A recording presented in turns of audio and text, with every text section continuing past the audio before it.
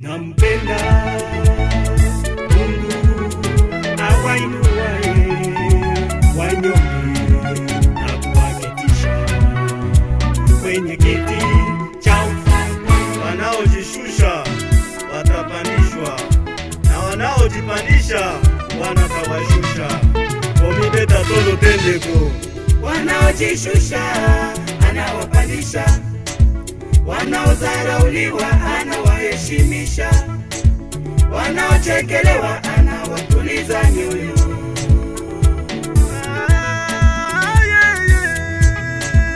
Wanaojishusha anawapandisha, wanaodharauliwa anawaheshimisha, wanaochekelewa anawatuliza nyoyo.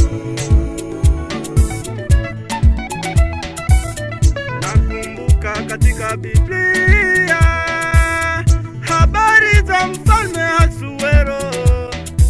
Vashti Maliki alipomdharaulisha mbele ya maakida wake, akafukuzwa asiwe tena mke wa mfalme. Sababu ya kujipandisha umalikia ukakwisha.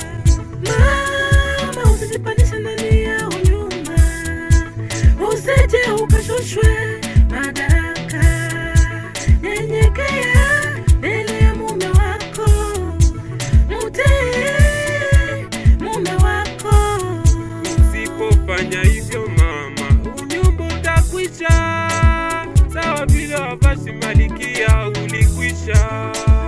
Wanaojishusha anawapandisha, wanaodharauliwa anawaheshimisha, wanaochekelewa anawatuliza nyoyo.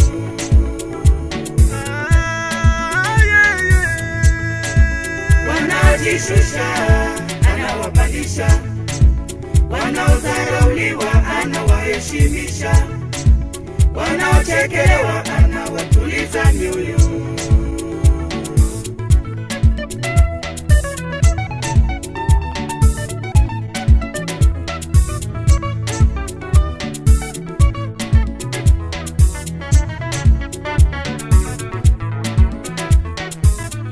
Amri katokea, ni sheti mfalme atafutiwe mke mwingine badala ya Vashti Malikia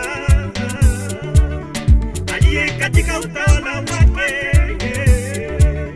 na yule atakayempendeza nawe Malikia badala ya Vashti Malikia.